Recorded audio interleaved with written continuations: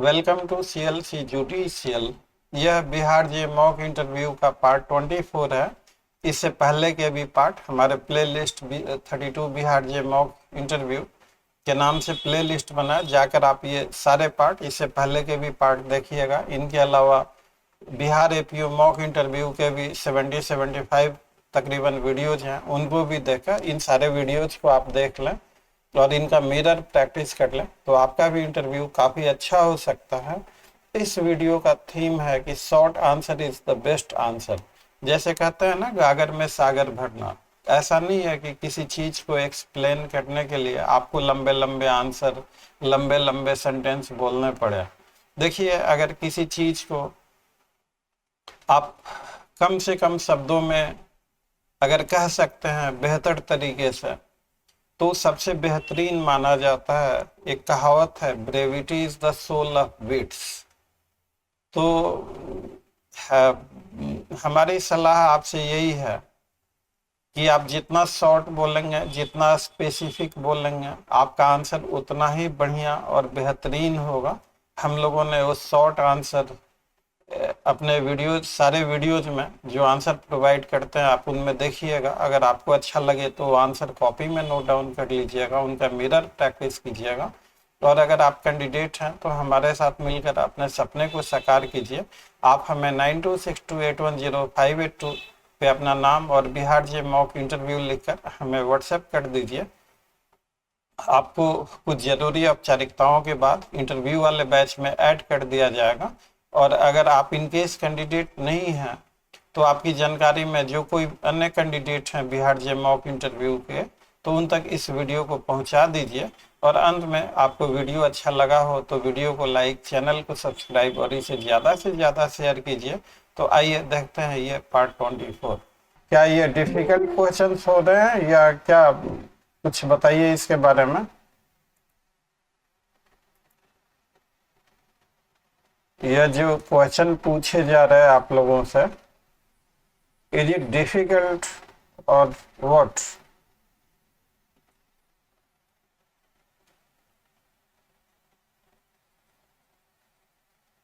Sir, I think questions जो आप पहले पूछ रहे हैं that is basic only, but on our answer the follow-up question which comes from your side that becomes difficult. आपका interview ही ऐसे होता है। आप जैसे ही रूम में एंटर करेंगे तो बहुत ही फ्रेंडली, बहुत ही कोऑपरेटिव होंगे, स्माइलिंग फेस के साथ आपसे बात करेंगे। और फिर धीरे धीरे बेसिक क्वेश्चन से स्टार्ट होगा और धीरे धीरे अगर बेसिक क्वेश्चन आप कंफर्टेबल हैं, सही बता रहे हैं और वो सेटिस्फाइड हो गए, तो फिर धीरे धीरे आपका लेवल बढ़ने लगेगा। अब my job is to get you prepared कि किसी भी पैटर्न, ये चूँकि आइडिया इज दिस कि जितने इंटरव्यू के वीडियो जो अभी 6-7 वीडियो क्यू में है, यूट्यूब पे आने वाले हैं। तो आज 2 वीडियो आएगा, कल 3-4 वीडियो, सैटरडे है। तो पॉइंट इज दिस कि अगर इन वीडियोज को भी आप कर लें, इनके क्वेश्चंस को नोट कर लें, इनके आंसर्स को नोट कर लें, मिरर प्रैक्टिस करें, तो एक बहुत अच्छी तैयारी आपकी हो सकती है। इनके अलावा बिहार APO मॉक इंटरव्यू में भी बहुत सारे क्वेश्चंस हैं। तो इंटरव्यू का कोई और छोड़ नहीं होता। आप सेटिस्फैक्ट्री आंसर दे रहे हैं, हाई कोर्ट के जज साहब आपका इंटरव्यू ले रहे हैं, अब वो किस मूड में है, सिचुएशनल वहाँ पे क्या पोजीशन निकल के आती है और सरकमस्टांसेस किस तरह जाते हैं और किस तरह का और क्या क्वेश्चन पूछेंगे। नॉर्मली ये देखा गया है कि कोई भी क्वेश्चन जो पिछले 2-3 सीरीज में पूछा गया है, अभी तक कहीं का भी, आप चाहे यूपी का इंटरव्यू दीजिए, DGS का दीजिए, हरियाणा, MP, राजस्थान, बिहार, आप किसी भी स्टेट का जे का इंटरव्यू दीजिए, तो देखिए थोड़ा सा आप भी समझिए। हर कोई अपना होमवर्क करता है। आपके इंटरव्यू बोर्ड के मेंबर्स भी अपना होमवर्क करके आते हैं। वो भी इस बात का पता लगाते हैं कि इंटरव्यू में क्या क्वेश्चंस पूछे जाते हैं, पहले क्या पूछे गए। उनकी एक एक्सपेक्टेशंस होती है कैंडिडेट से तो सबसे बेहतरीन शॉर्टकट है कि प्रीवियस इंटरव्यू में जो क्वेश्चंस पूछे गए हैं, अगर उन क्वेश्चंस को भी आप कर लें तो आपका इंटरव्यू उन्हीं के इर्द गिर्द होगा, उनसे बाहर कुछ नहीं होगा। अभी तक तो ऐसा ही होता है। Heavens are not going to fall within a day or two. तो अब मैं संडे को सीआरपीसी के क्वेश्चन पोस्ट करूंगा, अब क्योंकि सीआरपीसी चल रहा है, उसके बाद से उस आएंगी चीजें। जैसे कल हम लोगों ने कॉग्निजेंस के बारे में किया कि कॉग्निजेंस आपने एक चीज को आप समझिए, अगर आपका इंटरव्यू कोई लॉ प्रोफेसर ले रहे हैं तो, और आपका इंटरव्यू हाई कोर्ट के जज साहब ले रहे हैं, इस बात को ध्यान से आप समझिएगा। जो लॉ प्रोफेसर हैं उनका प्रैक्टिकल एस्पेक्ट से कभी कोई वास्ता नहीं पड़ा, और उनके लिए, उनकी नज़रों में आप रटा रटाया आंसर या ये सारी चीज़ें बोलते हैं तो उनको बहुत अच्छा लगेगा। लेकिन अगर हाई कोर्ट के जज साहब, तो हाई कोर्ट के जज साहब अगर आपका इंटरव्यू ले रहा है तो आप प्रैक्टिकल एस्पेक्ट से ओरिएंटेड जितना बोलेंगे उतना ही आपके लिए अच्छा रहेगा, यह आंसर उनको अच्छा लगेगा। आंसर कोई गलत नहीं है, दोनों आंसर अपने अपने लाइकिंग एंड प्रेफरेंस पे है। तो यू फॉरगेट नॉट कि आपका इंटरव्यू माननीय जज साहब लेंगे, हाई कोर्ट के सिटिंग जज साहब, तो उनके मेंटल वेवलेंथ को अपीलिंग जो चीजें हैं उनको आप प्राथमिकता दें, तो आपका इंटरव्यू अपने आप ही बेहतरीन हो जाएगा। आपका क्या थॉट है वानी, कुमार, शुभम, राघवेंद्र? जो हमने आपको ये सजेशन रखा, तो इस पे आपका क्या थॉट है, क्या विजन? मतलब देखिए, आपका इंटरव्यू कौन ले रहा है इस पे बहुत कुछ डिपेंड करता है। जो आदमी आपका इंटरव्यू ले रहे हैं उनका प्रोफाइल क्या है, पर्सनालिटी का असर हमेशा जिंदगी में होता है। अगर जज साहब आपका इंटरव्यू ले रहे हैं तो क्या वो एकेडमिक एस्पेक्ट को प्रेफर करेंगे या प्रैक्टिकल एस्पेक्ट को प्रेफर करेंगे? प्रैक्टिकल व्यवहार जो उनके न्यायालय में जो होता है उसी को उनके बारे में बताएंगे तो ज्यादा हाँ लगेगा। लेकिन अगर आपका इंटरव्यू कोई लॉ प्रोफेसर ले रहे हैं, कोई एकेडमिशियन ले रहा है, तब तो चाहेंगे जो किताब जो लिखा हुआ है, जो ऑथर बोला है, जो जूरिस्ट बोला है, बोलिए तो मैं क्या बात तो बहुत ही था, बहुत को ज्ञान। हाँ हाँ हाँ। तो देखिए, हाई कोर्ट के जज साहब भी, मतलब मैं ये नहीं कहता कि कोर्ट में एकेडमिक्स का कोई रोल नहीं होता, कोर्ट में दोनों का रोल होता है, मिला जुला रूप होता है। तो आप अपनी तैयारी भी कीजिए और साथ में आप ये भी रखिए कि आखिर इस तरह के क्वेश्चंस आपसे क्यों पूछे जाते हैं, इन हालातों में आपका रिस्पॉन्स या वे ऑफ आंसरिंग क्या होना चाहिए। तो अपने आप ही बहुत सारी चीजें आपकी अपने आप ही क्लियर हो जाएंगी।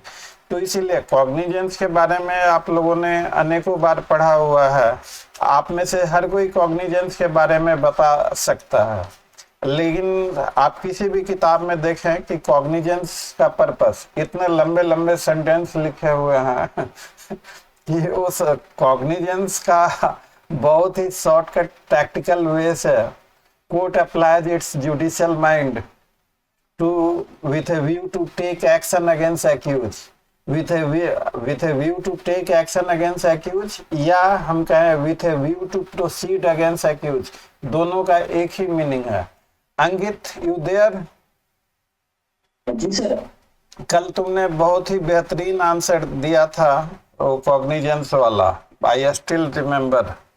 और हाँ, तो आप जितना शॉर्ट बोलेंगे, स्पेसिफिक बोलेंगे, आप भूल जाइए कि मेंस में तो समय भी आपके पास होता, आप सोच समझ के ठीक कर सकते हैं उनको, लेकिन इंटरव्यू में जितना शॉर्ट रहेंगे, जितना स्पेसिफिक रहेंगे, so much that would be beneficial to you. हम लोगों ने कल कॉग्निजेंस कर लिया था, हम लोगों ने eight the time of framing of charge भी कर लिया था, एक्यूज का डिफेंस नहीं सुना जाएगा।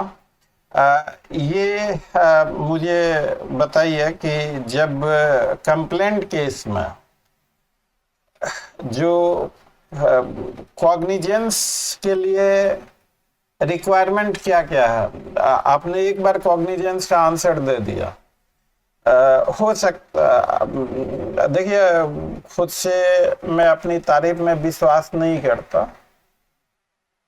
ये वीडियो यूट्यूब पे आएगा और आप सारे कैंडिडेट हैं, आप इंटरव्यू फेस कीजिए। इंटरव्यू होने के बाद आप हमें बताइएगा कि सर ये क्वेश्चन मुझसे पूछा गया और जो क्वेश्चन मुझसे पूछा गया आपके इंटरव्यू का पार्ट नहीं था। ऐसा होता ही नहीं है, ऑलमोस्ट सारे क्वेश्चंस आपको मिलेंगे यहाँ पे,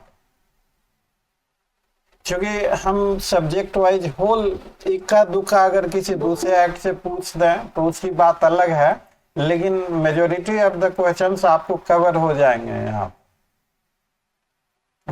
जैसे कॉग्निजेंस का आपने अच्छा आंसर दे दिया, court applies its judicial mind with a view to proceed against accused. ये आंसर ठीक है। इन दोनों आंसर में अगर आपको चूज करना है with a view to proceed against accused और with a view to take action against accused, इन दोनों में कौन सा लाइन बेहतर होगा? प्रोसीड वाला ठीक रहेगा। प्रोसीड एक्शन और एनी अदर थॉट, कौन सा लाइन बेहतर होगा, प्रोसीड या action?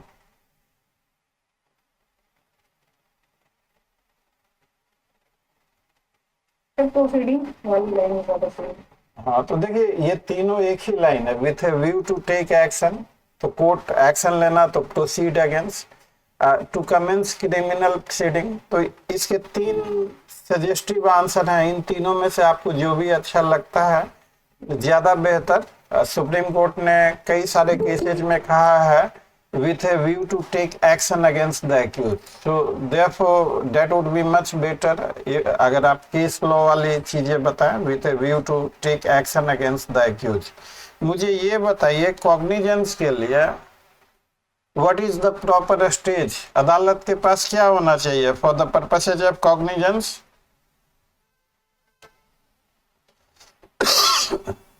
Sir, there must be availability of police report first, अगर ये पुलिस रिपोर्ट तो दूसरा कंप्लेंट, बेसिस पे कंप्लेंट जो कंप्लेंट एप्लीकेशन होनी चाहिए, अगर वो मोट लेता है तो वो रीजन होना चाहिए।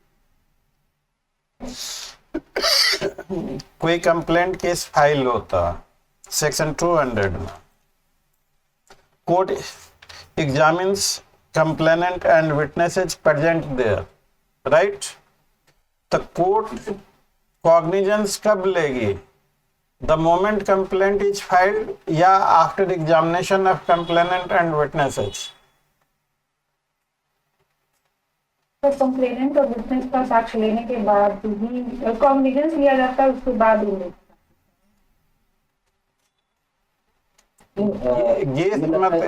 गेस मत कीजिए, गेस करेंगे तो ये कानून है। पहले सर हाँ वो complainant and witnesses after examination 190 में क्या लिखा हुआ? अपॉन रिसीविंग कंप्लेंट या upon examining complainant and witnesses? 190 subsection 1 clause A क्या लिखा हुआ देखिए। Upon receiving a complaint of which constitutes a document, तो जैसे ही कोर्ट ने कंप्लेंट रिसीव किया तो cognizance has to be taken with receiving of the complaint or after examining the complainant and witnesses। यह क्वेश्चन 31st में पूछा गया हमारे ये स्टूडेंट से।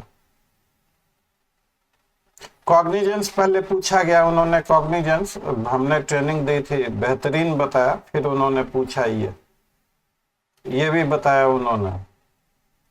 आप बेयर एक्ट के साथ जाएंगे या अपने मन से जो मर्जी बोलते रहेंगे? क्या करेंगे? You go with, bare act के अनुसार ही बताएंगे। तो बेयर एक्ट में क्या लिखा हुआ? अपॉन रिसीविंग ए कंप्लेंट या after examination of complainant and witnesses? Upon receiving complaint. हाँ, तो आपका कंप्लेंट केस में court takes cognizance upon receiving the complaint. जो आपसे पूछेंगे क्या एग्जामिनेशन नहीं होगा? एग्जामिनेशन होगा, लेकिन प्रायर टू दैट एग्जामिनेशन थोड़ा सा इस थीम को, प्रैक्टिकल एस्पेक्ट को समझ लीजिए। कंप्लेनेंट और विटनेसेस का एग्जामिनेशन बयान दर्ज किया जा रहा है अदालत में, तो क्या अदालत प्रोसीड नहीं कर रही है एक्यूज के खिलाफ?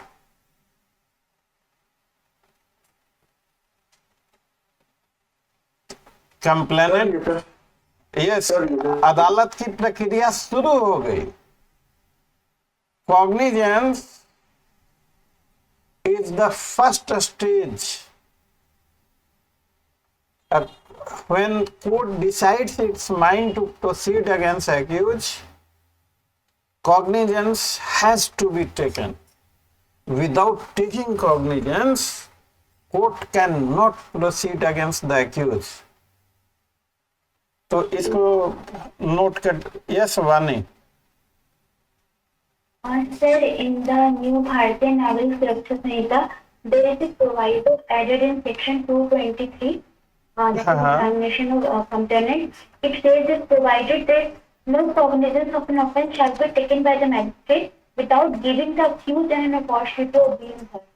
यहाँ पे कंफ्यूजन हो रहा है। आप ये सेक्शन 210 जो नया वाला है निकालिए। 210 BNSS Yes, sir. पढ़िए 210 को।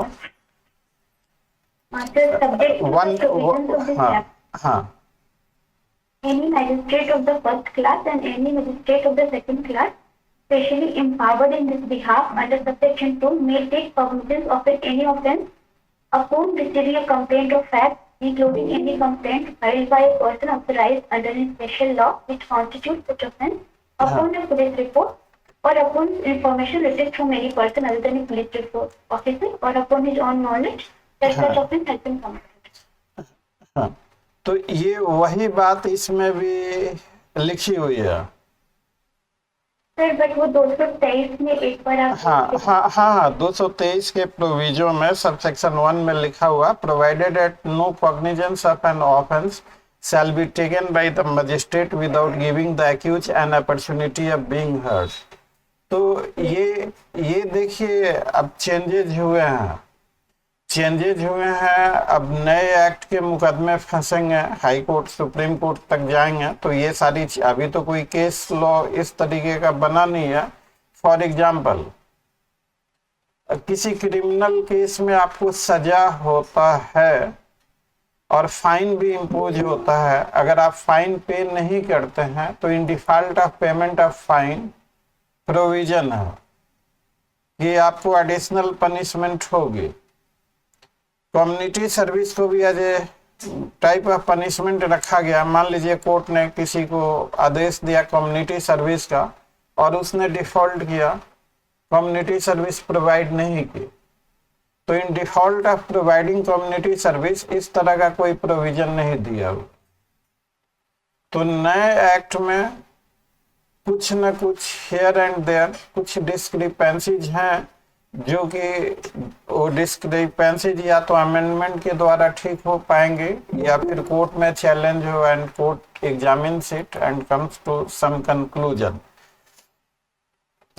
सो far as examination of complainant, जो 223 की बात है, इसमें ये कहा गया है कि no cognizance of shall be taken by the magistrate without giving the accused an opportunity of being heard.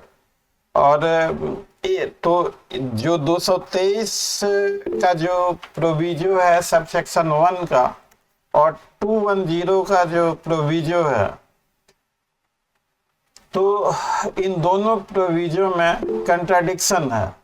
210 the moment complaint is filed, तो उस समय एक्यूज को न सम्मन हुआ होता है, एक्यूज इज एब्सेंट।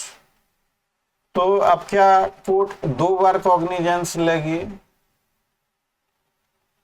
या cognizance is to be taken only once, तो ये सारे कुछ इश्यूज निकल के आएंगे और जैसे ही केस लॉ बनेगा वो सेटल होगा। यह संगीत Sir, I have clarification with respect to the question asked by the Vani.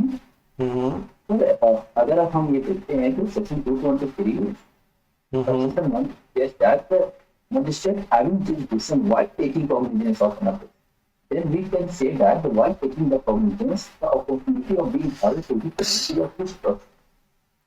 So in between, sir, in this way we can say that. Yes, sir. ये वाणी का कहना कुछ हद तक ठीक है। There is inconsistency between section 210 of BNSS and proviso of section 223। Question is कि दोनों जब कंप्लेंट रिसीव होता है तो उस समय तो एक्यूज होता नहीं और accused is not there at that time, so how accused would be heard? Impossible to give a hearing at the time of examination of complainant and witness. फिर उन्हीं चीज़ों को कि कॉग्निजेंस नहीं लिया जाएगा तो 2-4-5 सालों में जब भी सुप्रीम कोर्ट या हाई कोर्ट इसको डिसाइड करेगी तो इसका आउटकम यही होने जा रहा कि 2 स्टेजेज होंगे क्रिमिनल कंप्लेंट केसेज में। एक बार तो cognizance at the time of receiving the complaint और दूसरी बार cognizance at the after summoning the accused. तो post summoning cognizance and pre summoning cognizance, इस तरह से करके कुछ ना कुछ इसका रास्ता निकालेंगे। बहुत सारे कई ऐसे केसेज इस तरह से डिसाइड हुआ है। तो कंप्लेंट केसेज में जो नया वाला एक्ट है उनमें 2 चीजों की pre summoning cognizance and post summoning cognizance, नया वाला एक्ट इसी बात को कहता है। तो इतने डिटेल्स में इस डिस्कशन में आपको उलझना नहीं है। अभी बहुत सारे लोग नए वाले से अब जितना यूज होगा, जितना पुराना वाला तो उंगलियों पे याद हो गया, नए वाले याद होने में थोड़ा टाइम लगेगा। तो ऑन वानी is it okay now? Yes, sir. नए वाले में ये है 2 तरह की व्यवस्था की गई है। एक प्री समनिंग कॉग्निजेंस व्यवस्था क्या की गई है, जब कंप्लेंट रिसीव होता है उस समय भी कॉग्निजेंस लेता है, उस समय तक एक्यूज को समन नहीं किया जाता है। एक्यूज को समन किया जाता है after examination of complainant and witnesses. तो पहला जो कॉग्निजेंस होगा प्री समनिंग कॉग्निजेंस और दूसरा cognizance at the time of hearing the accused, that is post summoning cognizance. तो इस और यही एक सिस्टम निकल के आएगा, चाहे जब भी लॉ बने हाई कोर्ट या सुप्रीम कोर्ट के द्वारा 2-4-5 साल जो भी लगे समय, तो जब बन जाएगा तो देखा जाए। तो नाउ अब हम लोग कॉग्निजेंस से थोड़ा आगे बढ़े।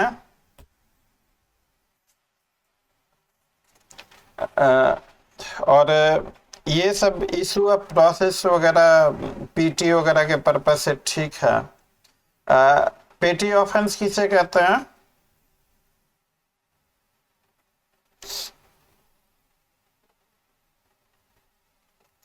पेटी ऑफेंस ओल्ड वाले में 206 में प्रोवाइड किया हुआ है और नए वाले में जो सेक्शन 206 को 229 बना दिया गया है। एंड व्हाट इज पेटी ऑफेंस?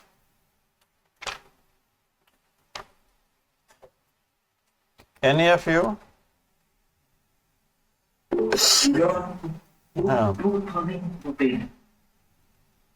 नए वाले में any offence punishable only with fine not exceeding 5,000 रुपये, ये निकालिए नया वाला 229। Previously it was something. तो ये जो चेंजेज हैं इनसे हो सकते हैं क्वेश्चंस पूछ दें। अब सर्टेनिटी तो नहीं है कि पूछेंगे, अब who can give you certainty आप तैयारी करते हैं, बहुत सारी चीजें पढ़ते हैं, हम लोग भी करवाते हैं। नए वाले में आपको 2000 की जगह कितना कर दिया गया है? 5,000। हाँ, 1000 की जगह 5000। नए वाले, पुराने वाले में 1000 था और नए वाले में कितना कर दिया गया है? 5000। हाँ, तो इसको आप याद रखिएगा कि ऐसा ऑफेंस जो punishable with fine only not exceeding 5000 rupee but does not include any offense punishable under Motor Vehicle Act or under any law which provides for convicting the accused person in his absence on plea of guilty। तो बस इतना ही आपको पेटी offence के बारे में, इससे ज़्यादा आपको टाइम इसमें नहीं देना है।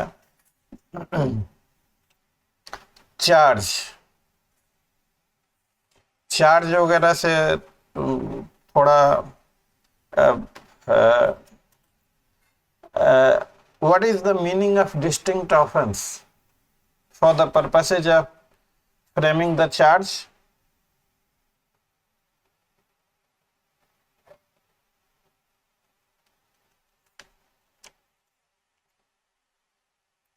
सीआरपीसी रिवाइज नहीं किया?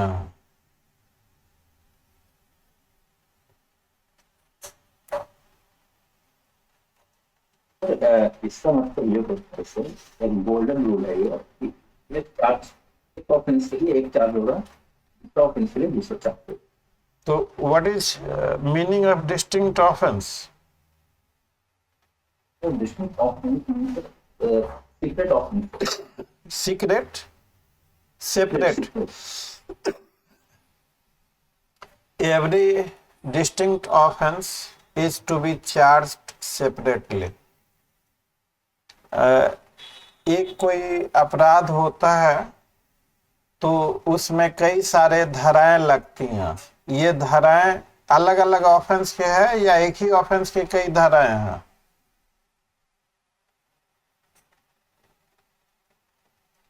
अलग अलग ऑफेंस। हाँ, तो ये आपको डिस्टिंक्ट ऑफेंस का जो रिक्वायरमेंट है, every distinct offence has to be charge separately.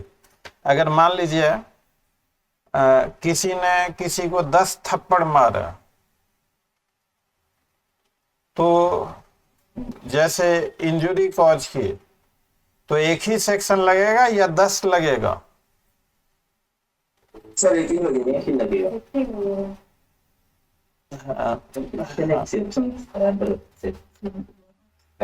हाँ हाँ। और 241 नए वाले में separate charges for distinct offences दिया हुआ है 241 में। और trial for more than one offence हो सकता है 243। और इंटरव्यू के टाइम में चार्ज से हल्के फुल्के पूछे जाते हो, चार्ज फ्रेम करने का पूरा आपको ट्रेनिंग दिया जाता। ये trial before court of session, ये ओपनिंग केस क्या होता है? Opening case for prosecution. Sir prosecution इसके बाद तो कोर्ट को समझ रखूंगा। ये opening case for prosecution magistrate trial में भी होता है या ओनली सेशन? तो in fact what happens into opening case for prosecution? Sir उसमें जब सेशन ट्रायल में होता है, जब लाया जाता, ओपनिंग केस के स्तर पर है, जो पीटी साहब हो गए पुलो अभियोजक, वो न्यायालय को बताएगा कि वो उसके अभियुक्त के खिलाफ कौन कौन सा सबूत है और कौन कौन सा अपराध लगा है और क्या क्या उसके खिलाफ साक्ष्य प्रस्तुत करे। इसी को ओपनिंग केस बोलते हैं। ओपनिंग केस मतलब जस्ट एक ब्रीफ इंट्रोडक्शन देना, कहानी बता देना कि ऐसा होगा। नहीं, लेकिन इस तरह से नहीं बोलना है आपको इंटरव्यू में। नहीं सर, नहीं ऐसा नहीं बोलेंगे सर। हाँ, मतलब ओपनिंग केस से अर्थ होता है कि जब लोक अभियोजक न्यायालय को अभियुक्त के द्वारा जो मामला बनता है उससे अवगत कराएंगे। तो अभियुक्त के द्वारा जो मामला बनता है उससे तथा उस मामले के साथ में एविडेंसेज क्या है उन दोनों से अवगत कराएंगे या सिर्फ मामले से? मामला और एविडेंस, मामला और साक्ष्य दोनों बताएंगे या सिर्फ एक ही बताएंगे? वो सर मामले से अब वो अभियुक्त के खिलाफ वो क्या क्या साक्ष्य प्रस्तुत करेंगे उसके बारे में बताएं। हाँ हाँ हाँ। डिस्चार्ज का पहले 227, अब नाउ दिस इज 250। ये अगर मान लीजिए कि conviction on plea of guilty, तो प्ली ऑफ गिल्टी अगर एक्यूज ने गिल्टी प्लीड कर लिया तो कन्विक्शन होगी। क्यों? प्लीड गिल्टी के बाद ट्रायल क्यों नहीं चलता? पहले तो ये बताइए कि एक्यूज ने प्लीड गिल्टी कर लिया, तो प्लीड गिल्टी कर लिया तो matter comes to an end and no trial, और एक्यूज को सीधे सजा होगी। No, so the decision of the court रहता है। सवाल So if the court finds that the accused has actually committed the offense और तो फिर उसको plea of guilt पे sentence सुना दिया जाता है। जी, और बताइए वानी, आप बताओ। वही that is the decision of the court to convict him or to take the trial. ये जबरदस्ती का आंसर दे रहे हो, and this is very very absolutely baseless, wrong, and not only wrong, this is irritating answer. आप अगर किसी, देखिए मेरी बात का बुरा नहीं मानिएगा, मैं आपको ट्रेनिंग दे रहा हूँ, ऐसा वहाँ पे नहीं, अगर आप नहीं जानते हैं सेफ फ्रैंकली की sir I do not no, लेकिन जबरदस्ती का एक्सप्लेनेशन देंगे कि प्लीड गिल्टी के बाद कोर्ट का डिस्क्रिशन होता है ट्रायल करे कि ना करे। आप देखिए एक्यूज ने प्लीड गिल्टी ही कर लिया, तो जो एक्यूज का गिल्ट स्टेब्लिश करना था प्रोसिक्यूशन को, अब एक्यूज ने खुद ही अपना जुर्म कबूल कर लिया, ट्रायल किस लिए चलता है? एक्यूज का जुर्म साबित करने के लिए या किस चीज के लिए? क्यों? Why trial is conducted?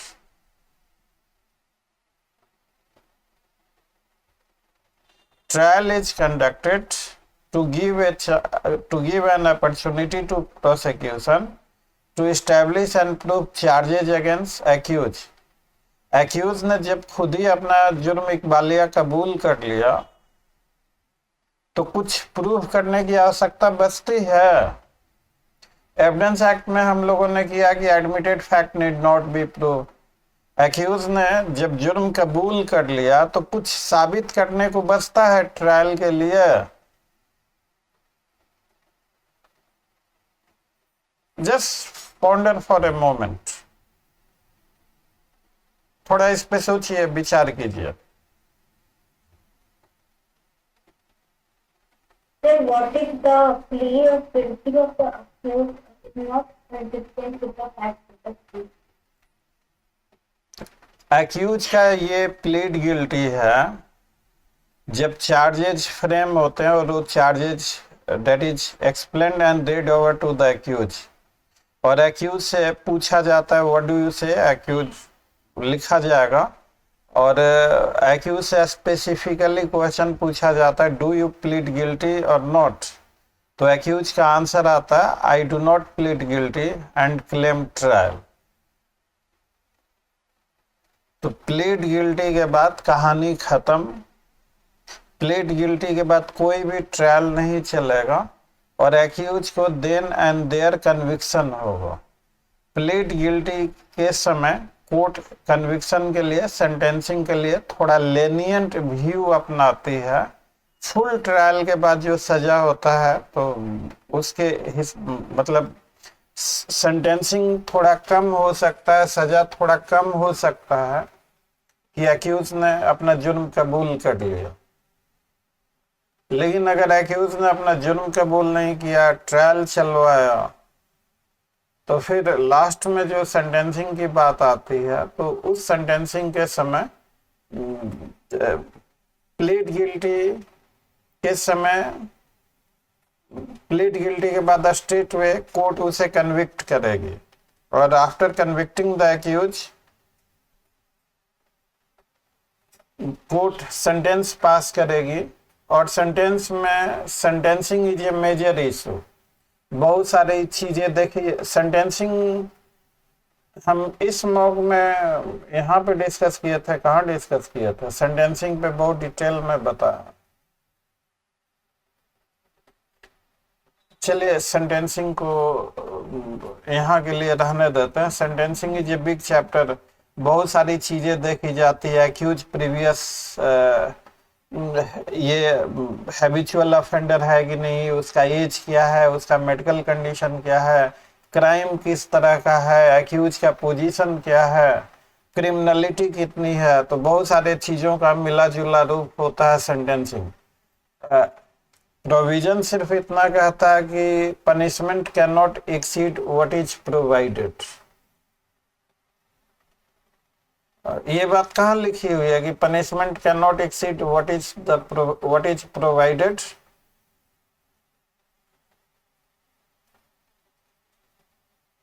भूल गए? कॉन्स्टी में कहीं लिखा हुआ है कि punishment can not exceed what is provided?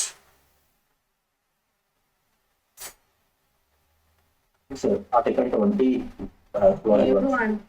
Yes. What is protection against ex post facto law?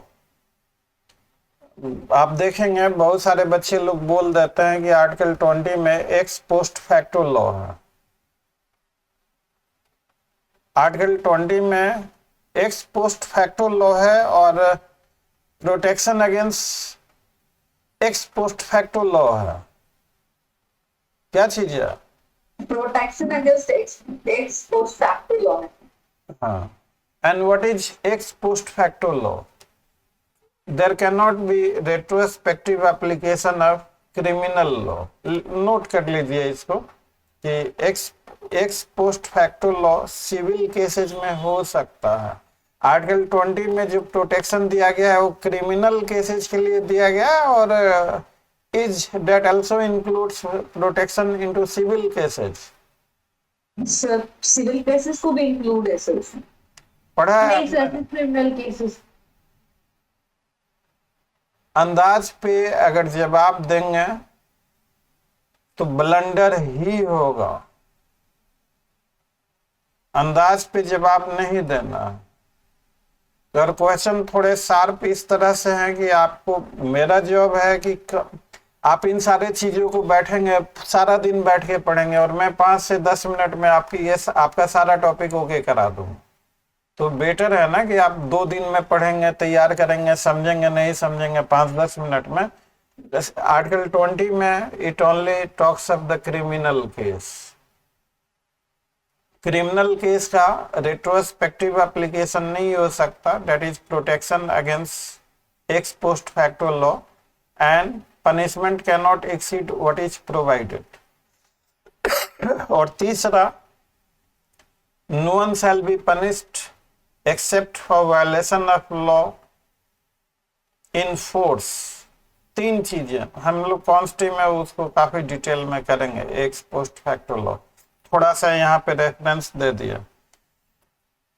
तो anyway cut it short, plead guilty के बाद कुछ है ही नहीं, कुछ बचता ही नहीं है केस में जिससे कि ट्रायल की आवश्यकता हो। नो ट्रायल इज रिक्वायर्ड, और ट्रायल होता भी नहीं है प्लीड गिल्टी के बाद। एक्यूज को देन एंड देयर कन्विक्शन हो जाता। और एविडेंस फॉर, अगर आपसे पूछा जा सकता है, हालांकि इंटरव्यू के दौरान छोटे छोटे क्वेश्चन इसलिए पूछे जाते हैं कि लिमिटेड टाइम है। अगर आपसे पूछा जाए कि सेशन ट्रायल और वारंट ट्रायल बाय मजिस्ट्रेट में क्या अंतर है, तो इसका जवाब लंबा होगा, जब तक आप देंगे बहुत समय निकल जाए। तो normally this is avoided. Normally ऐसा नहीं होता। आपके जितने भी सीनियर्स वगैरह या आप भी अपने लेवल से पता करेंगे तो छोटे छोटे क्वेश्चन पूछे जाते हैं। क्यों इंटरव्यू में आपसे छोटे छोटे क्वेश्चन पूछे जाते हैं? क्यों? उनकी साइकोलॉजी क्या है इंटरव्यू बोर्ड की? क्यों नहीं लंबे लंबे क्वेश्चन आपसे पूछे जाते हैं? सर एक तो पेरेंट्स आप माइंड सेट कर लेंगे। नहीं नहीं, देखिए सिचुएशनल कंपल्सन है, उसके साथ लिमिटेड टाइम है। अगर लंबे क्वेश्चन पूछेंगे तो थोड़ा सा ही आपकी टेस्टिंग हो पाएगी। तो छोटे छोटे करके वेरियस एस्पेक्ट से आपको एग्जामिन करता है, इसलिए वो छोटे छोटे क्वेश्चन पूछता है। तो छोटे छोटे क्वेश्चन पूछता है तो इट डजंट मीन कि, चलिए आप जो भी समझिए, मतलब छोटे छोटे क्वेश्चन पूछना उनकी भी सिचुएशनल कंपल्सन है। वो चाह के भी, अब ये सारा जो इशू है, अब चार्ज का ही देखिए कितना लंबा है। Difference between session trial and trial of warrant case by magistrate, that is also, आप मेंस के दौरान ये सब करते ही होंगे। तो सेशन ट्रायल की एक खासियत है कि there is chance of acquittal after recording of prosecution evidence, section 255 नया वाला में BNSS में। और अगर एक्यूटल नहीं अगर हो पाता है किसी कारण से, तो accused shall be asked to enter upon his defence. उसके बाद आर्गुमेंट होगा, उसके बाद जजमेंट वगैरह आएगा। प्रीवियस कन्विक्शन है तो उसका अलग से चार्ज फ्रेम होगा। और तो ये जो पोर्शन है, क्या आप लोग खुद से रिवाइज कर लेंगे? Trial procedure, trial before court of session, trial of warrant case, trial of summon case, summary trial.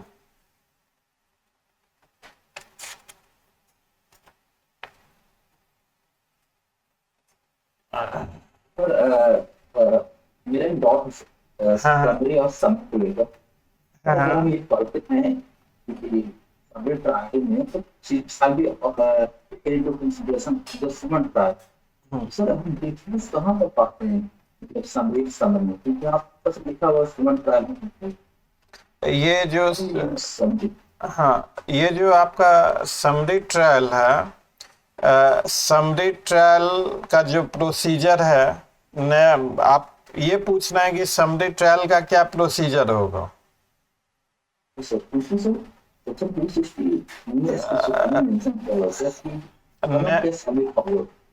क्या चीज कहाँ पे? सेक्शन 262। हाँ हाँ हाँ, वहाँ पर लिखा हुआ है कि इसमें ये लिखा हुआ है कि जो समरी ट्रायल होगा ना उसमें समन केस का प्रोसीजर फॉलो होगा। हाँ हाँ। So what would be the difference between the summary trial and summon trial? देखिए समरी ट्रायल का कोई अलग से प्रोसीजर नहीं बनाया गया। हम लोग जो थोड़ी बहुत आपको असुविधा हो रही है वो इस प्रैक्टिकल एस्पेक्ट की जानकारी नहीं होने के कारण हो रही है।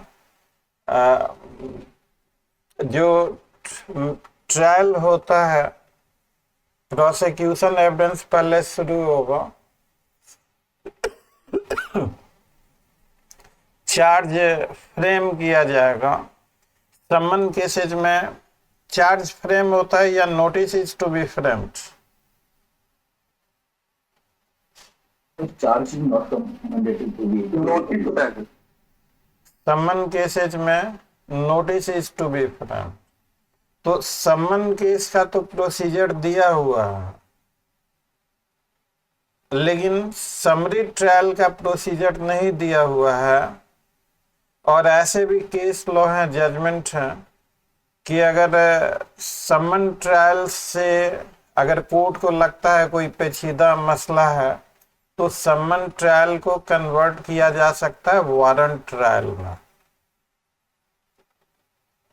Warrant trial by magistrate is more elaborate procedure.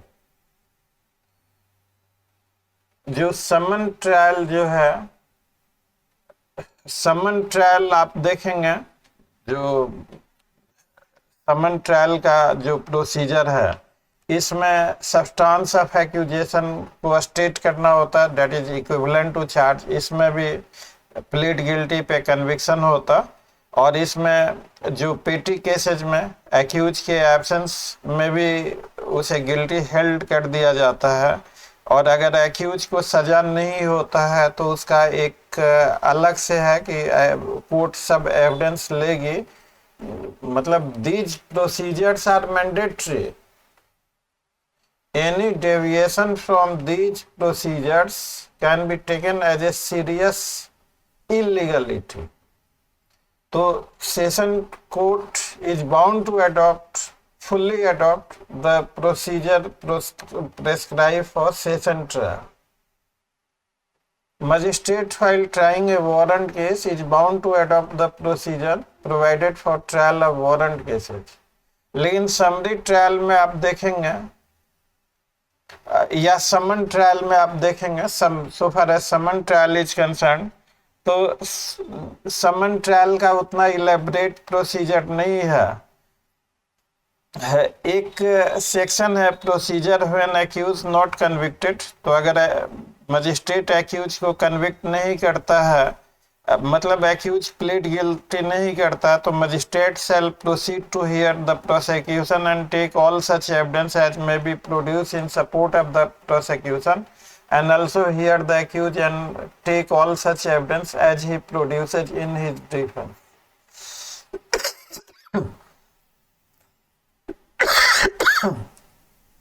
तो समन ट्रायल मिक्सअप है, hearing the prosecution evidence and also hearing the accused,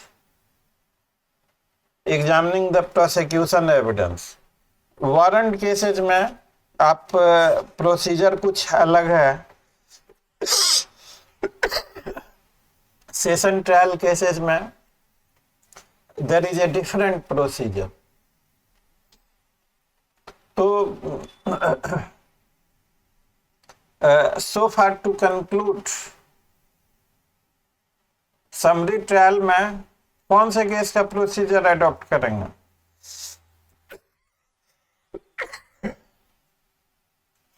बताइए। Sir summon case. हाँ sir summon case. Summon case का प्रोसीजर अडॉप्ट करेंगे। और जो मेन प्रोसीजर है समन case का, नए वाले में सेक्शन 277 है, और पुराने वाले में ये पुराने वाले में भूल रहा हूँ, पुराने वाले में ये सेक्शन 254 है, 254 है। तो इसको, और इसमें बस इतना ही है कि hear the prosecution and take all such evidence as may be produce in support of the prosecution and also to hear the accused and take all such evidence as he produces in his defense. दोनों में मौका दोनों को दिया जाएगा, लेकिन अलग अलग स्टेजेस नहीं बनाया गया। लेकिन प्रैक्टिकली समरी ट्रायल वाले केस में भी जब प्रोसिक्यूशन एविडेंस कंक्लूड हो जाता है तभी डिफेंस एविडेंस शुरू होता है। ऐसा नहीं है कि एक प्रोसिक्यूशन विटनेस का हुआ, फिर एक एक्यूज का हुआ, फिर प्रोसिक्यूशन का हुआ। मतलब ये भी सीआरपीसी में बेशक ऐसा लिखा हुआ है, लेकिन प्रैक्टिकली ऐसा नहीं हो, कभी नहीं होता ऐसा।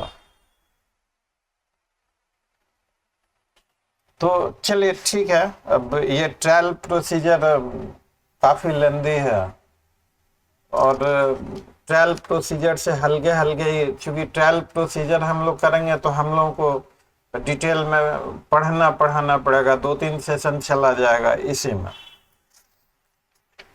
समरी ट्रायल जो है, किस तरह के केसेज में समरी ट्रायल हो सकता?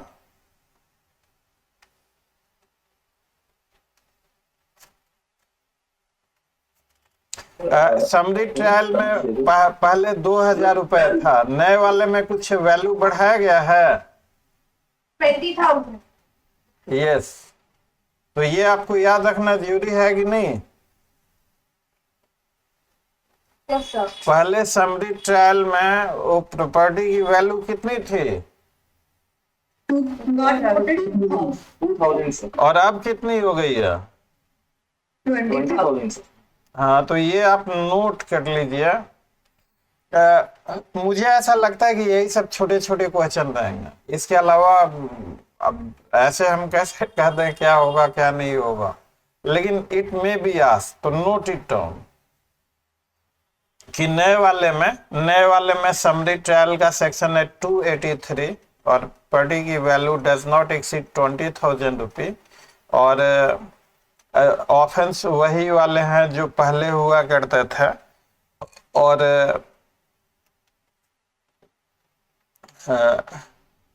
और समरी ट्रायल में कौन से ऑफेंसेज का ट्रायल हो सकता?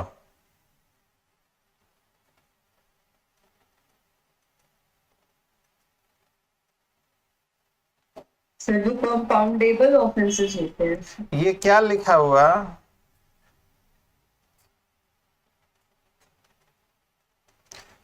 कौन से ऑफेंसेज का ट्रायल हो सकता है ये दिया हुआ नहीं है, पूरा लिस्ट डिटेल दिया हुआ। 283 में जो लिस्ट दी गई है उन्हीं का समरी ट्रायल। यस। और इसका समरी ट्रायल में पनिशमेंट कितनी हो सकती है?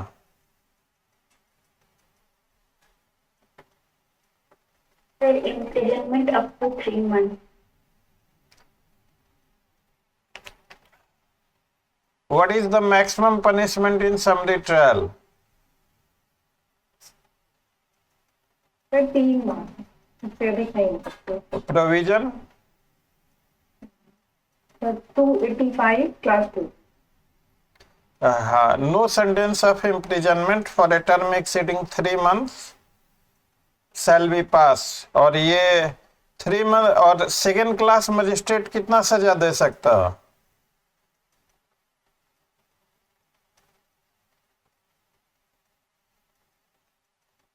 For 3 months maximum.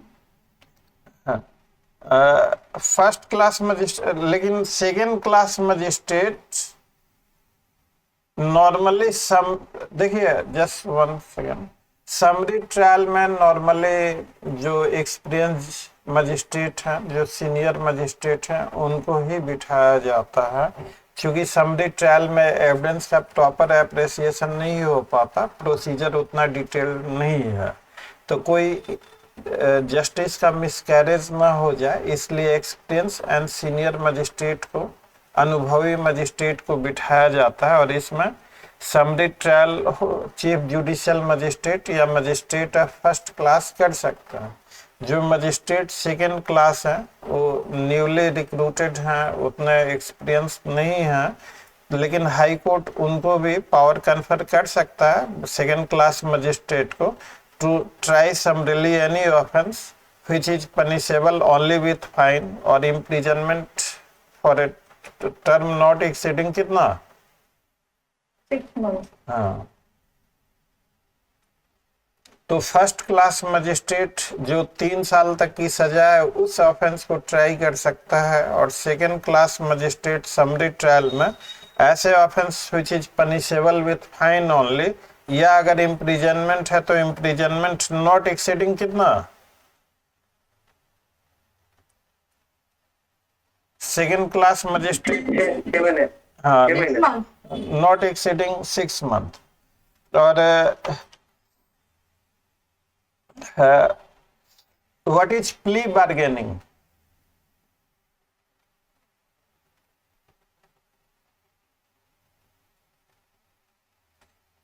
So, plea bargaining is a compromise between the accused person and the aggrieved person. It is basically an application filed by the accused person and after pleading of guilt with respect to having lesser punishments. और कोई try कीजिए। What is plea bargaining?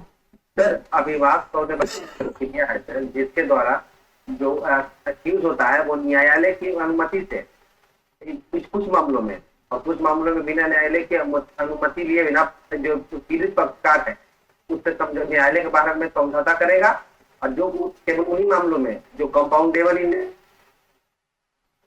और इसमें क्या कहता है जो accused होगा उसको अगर समझौता हो जाता है तो दोष मुक्त एक्यूट किया जाएगा, और जो एक्यूज होगा उसको ये जुर्माना देना पड़ता है।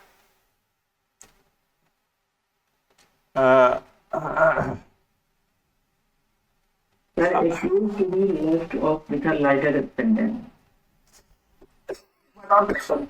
ये है सर, उनको जो अगर कोई अपराध ऐसा हुआ है जिसका अपराध किया गया है, अगर वो 7 साल से कम होना चाहिए, और उसमें जो मैक्सिमम सजा है उसका हाफ सजा उसको भुगतना पड़ सकता है, या फिर जहाँ पे सजा मैक्सिमम नहीं दिया गया है तो वहाँ 1/4। तो ये देखिए, प्ली बार्गेनिंग ऐसे ऑफेंस में जिसमें अगर कोई ऑफेंस है पनिशेबल मोर देन 7 years, तो उसमें प्ली बार्गेनिंग हो सकता है, नहीं हो सकता? नहीं, इसमें नहीं होगा सर। तो अप टू 7 years तक में प्ली बार्गेनिंग हो सकता है।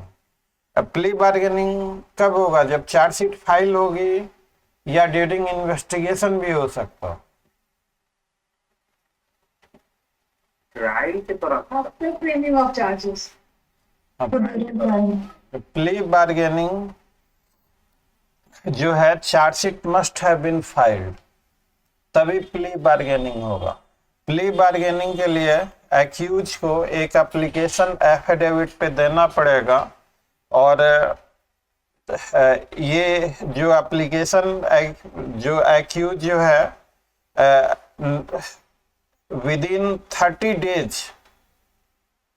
ये ऐसा नया वाला में 290 में आप देखिए, नया वाला निकालिए and read out section 290 subsection 1।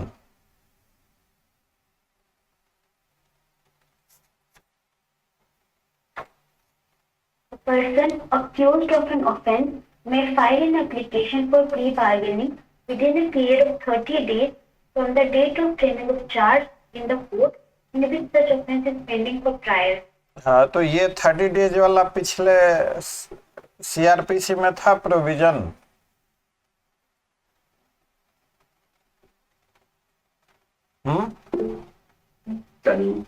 Yes babe, पुराने वाले 30 days नहीं। हाँ, तो ये 30 days को आप हाईलाइट कर लीजिए कि after framing of charge with in a period of 30 days जो एप्लीकेशन होगा एक्यूज की तरफ से, उसमें ब्रीफ डिस्क्रिप्शन वगैरह लिखेगा, और एक एफिडेविट भी होगा, और वो भी लिखना पड़ेगा कि वॉलंटरली प्रेफर कर रहा है। और प्ली बार्गेनिंग जो हमारे यहाँ है, लेसर सेंटेंस के लिए किया जाता है या किस चीज के लिए? हमारा सेंटेंस बार्गेनिंग है, एक हमारा जो प्ली बार्गेनिंग है हम लोगों का BNSS में, वो किस तरह का क्या बार्गेन किया जाता? Offense bargaining. Yes, for lesser sentence, और उसमें वॉलंटरली सेटिस्फैक्ट्री डिस्पोजिशन, विक्टिम को फाइनेंशियली कंपेंसेशन भी दिया जाता है। अब इसका डिटेल प्रोसीजर दिया हुआ है, और म्यूचुअली सेटिस्फैक्ट्री डिस्पोजिशन आता है। Ours plea bargaining is sentence bargaining, this is, क्या इसको हम लोग कह सकते हैं समरी ट्रायल और प्ली बार्गेनिंग को disposal of a criminal case without full trial? जी sir. Yes, sir. Yes, sir. कह सकते हैं। हाँ, तो ये जो प्ली बार्गेनिंग है, चूंकि मुकदमे की संख्या ज्यादा बढ़ती जा रही है, उतनी अदालतें और उतना इंफ्रास्ट्रक्चर नहीं है, और मुकदमे की संख्या ज्यादा इसलिए भी बढ़ती जा रही है कि पॉपुलेशन भी बढ़ता जा रहा है, ज्यादा लोग होंगे, ज्यादा क्राइम होंगे, ज्यादा अदालतें बनानी पड़ेंगी, वो हमारा इंफ्रास्ट्रक्चर इन चीजों को झेल नहीं पाता। और इसका जो भी पॉलिटिकल एंगल हो, तारीख पे तारीख इतने मामले लंबित हैं। अरे भैया, तो इतने मामले लंबित है तो जाके देखो ना, एक जज के पास एक दिन में कितने केसेज होते हैं। एक जज ऑफिशियल आवर में कितने मुकदमों की सुनवाई कर पाएगा? कॉज लिस्ट में 200 केस लगे होते एक दिन में। तो गवर्नमेंट को भी सोचना चाहिए कि कोर्ट की संख्या ज्यादा से ज्यादा बढ़ाए, ज्यादा से ज्यादा समय हो। अब चलिए, मैं इस पॉलिटिकल एस्पेक्ट पे बात नहीं करूंगा कि जजेज को 9:30 बजे, अगर घर नजदीक है तो 9:30 बजे निकलना होता, जाके फाइलें पढ़ना। एक जुडिशियल ऑफिसर को कितना काम करना पड़ता है अदालत में। आपसे हम पूछेंगे, जब आप जज बनेंगे ना, उसके बाद हम पूछेंगे कि जिंदगी कैसी चल रही है, और उस समय बताइएगा। और इस तरह से ब्लेम करना कि अदालतों में तारीख पे तारीख होती है, आप इंफ्रास्ट्रक्चर देंगे नहीं, आप इंफ्रास्ट्रक्चर बढ़ाएंगे नहीं, और ब्लेम करेंगे, तो ऑल दिस इज पॉलिटिकल। किसी ने अपराध किया, बिना ट्रायल के चढ़ा दीजिए उसे फांसी पे, हो गया इंसाफ। प्ली बार्गेनिंग से इतना ही। और इसके बाद, प्ली बार्गेनिंग के बाद हम लोगों का जो ये सारे जो प्रोसीजर है, evidences in inquiry and trial, ये सब उतना दैट इज नॉट, आपको autrefois acquit and autrefois convict, double jeopardy, इससे संबंधित क्या प्रोविजन है?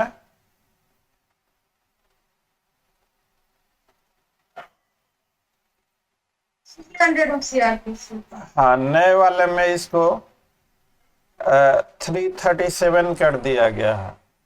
अटोफोयस एक्विट का मतलब क्या होता? Person once convicted shall not be again convicted for the same offense, या once convicted for some other offense। इसको हम लोग कल ही करेंगे, क्योंकि अब आज तो टाइम खत्म हो गया। ये इससे क्वेश्चन डेफिनेट रहेगा। आप क्वांटिटी का भी, डबल जियोपार्डी का देख लीजिएगा। What is prohibited? Double jeopardy is for the same offence और that also includes different offence. Same offense. तो आप जब भी इसको पढ़िएगा तो सेम ऑफेंस को ध्यान में रखते हुए, मान लीजिए पहले सजा हुई, 2 ही सेक्शन में सजा हो पाई, तीसरे चौथे सेक्शन का और भी अपराध हुआ, उसका ट्रायल नहीं हुआ, तो क्या एक्यूज को डबल जियोपार्डी का प्रोटेक्शन मिलेगा या नहीं मिलेगा? ये काफी डिटेल में दिया हुआ है, अटोफोयस एक्यूट और अटोफोयस कन्विक्ट। अटोफोयस में मतलब, what is the meaning of the word autrefois? Sir, already. हाँ, ऑलरेडी या once convicted cannot be reconvicted for the same offense, but he can be convicted if the offense is not same। तो इन चीजों को ध्यान में रखते हुए कल सीआरपीसी को कंक्लूड कर देंगे। उस एविडेंस आपका हो ही गया, सीआरपीसी कल खत्म हो ही जाएगा, उसके बाद सीपीसी ले लिया जाए, क्या प्रोसीजर करके एक तरफ हो जाएंगे। Yes, sir. हाँ, तो कल सीआरपीसी आपका कंक्लूड कर देंगे।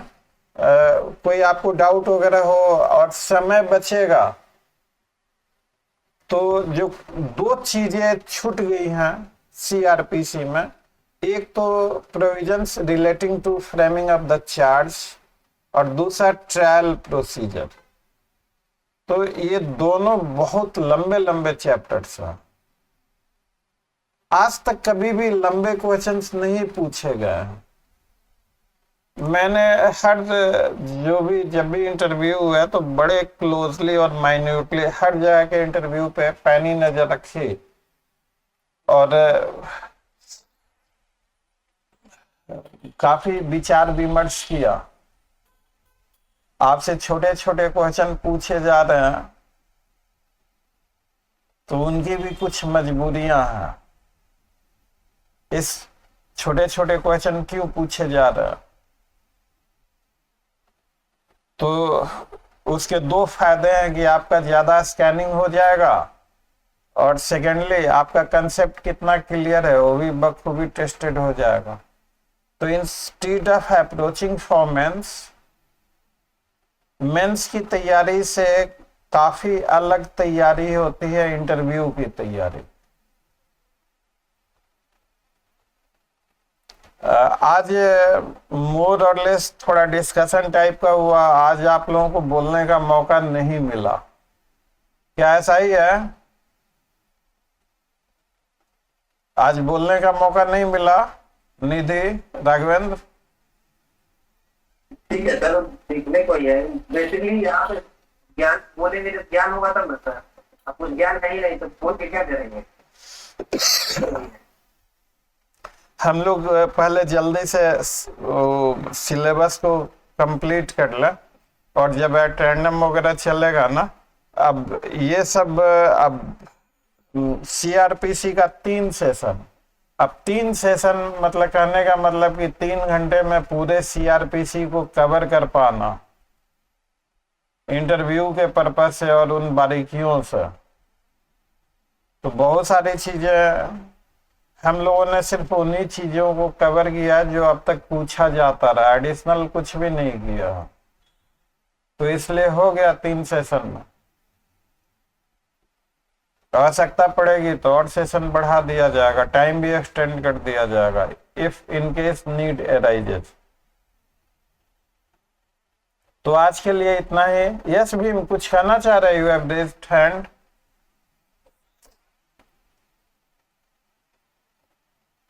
नो सर, इतना राइट। तो कल इसको जरूर आप कल एक काम कीजिएगा, ट्रायल प्रोसीजर को जरा देख लीजिएगा और चार्ज को भी देख लीजिएगा। और जो नए नए जो आपको 20,000 हो गया पेटी ऑफेंस का, तो जो चेंजेज हैं और जो ये सारी चीजें बढ़ा दी गई हैं उनको भी आप देख लीजिएगा। क्योंकि आई होप एंड बिलीव कि इस बार जो चेंजेज हुए हैं हो सकता है उनसे पूछ दिया जाए नए एक्ट के मुताबिक। आप समरी ट्रायल पढ़ के गए 2,000 रुपए का, 2,000 से कितना कर दिया गया?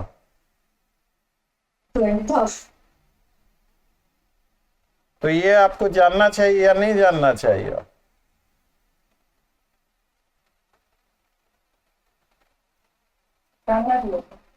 मैं आज ही आपको बता दूं, देखिए मेरी भी आदत है तुक्का मारने की, और मुझे भी पता नहीं लगता कि मेरा तुक्का हिट भी हो जाता।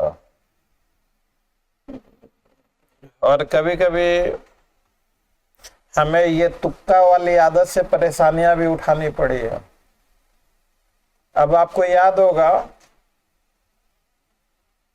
बिहार एपीओ के दौरान यूट्यूब पे उसी समय मैंने सीखा था यूट्यूब पे कैसे वीडियो डाला जाता, उसी आसपास। आज भी हम लोगों को बहुत कुछ नहीं आता, जैसा स्क्रीन रिकॉर्ड जैसे तैसे काम चलाओ वीडियो डाल रहे हैं यूट्यूब पे, समय ही नहीं है इसे ज्यादा करने का। तो एक एविडेंस एक्ट के किसी इशू को मैं कर रहा था और मैंने कहा कि भाई इस बार बिहार एपीओ में सर्कमस्टांशियल एविडेंस से हर हालत में क्वेश्चन पूछा जाएगा। कोई मेरा स्टाफ इशारे कर रहा था कि सर्कमस्टांशियल छोड़ दीजिए, कॉम्प्लिकेटेड है, तो मेरे को उस पर गुस्सा चढ़ा, मैंने उससे डांट रहा था और उसी जुनून में वीडियो भी शूट हो रहा था। तो मैंने बोल दिया कि सर्कमस्टांशियल एविडेंस से क्वेश्चन पूछा जाएगा। अब कहने को तो मैं बोल दिया यूट्यूब पे कि सर्कमस्टांशियल एविडेंस से क्वेश्चन पूछा जाएगा। अभी एग्जाम में समय था, 1-1.5 महीने 2 महीने कुछ ऐसा ही समय बाकी था। मतलब बहुत सारे स्टूडेंट बातचीत होती रहती थी कि सर आपने कहा है, कुछ स्टूडेंट, अब जैसे मैं स्टूडेंट के साथ हंसी मजाक कर लेता, कुछ बच्चे लोग भी हमारे साथ हंसी मजाक कर लेता, तो ऐसे ही हंसी मजाक में कभी कभी बच्चे लोग भी कहते थे कि सर सर्कमस्टांशियल से आएगा ना, तो हाँ अब तो हम तो बोल चुके हैं। जाते के साथ पहला ही क्वेश्चन था सर्कमस्टांशियल एविडेंस। तो चलिए एक तुक्का यहाँ भी मार दिया जाए।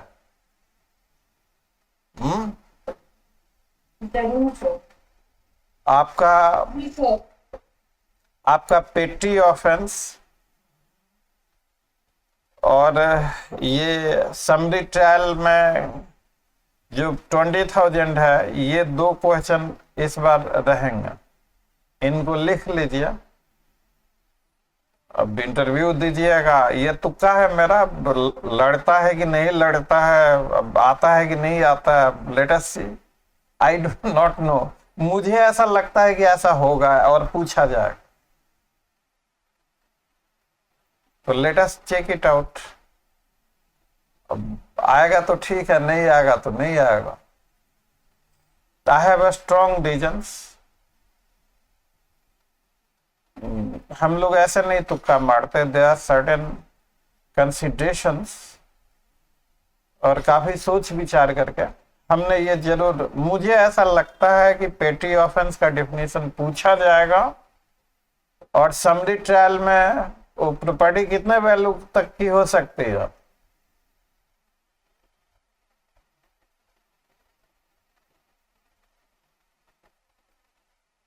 पहले कितना था समरी ट्रायल? पहले कितना था? 2,000 रुपए। पहले 2000, अब कितना है? 3,000। हाँ तो अब देखिए, लेट अस सी। तो चलिए एनीवे, कभी कभी देखते हैं क्या होता है, आता है कि नहीं आता है। तो इसी के साथ ही एक क्लास अब यहीं पे कंक्लूड हो रहा। Thanks for attending session, see you tomorrow, good night. Thank you, sir.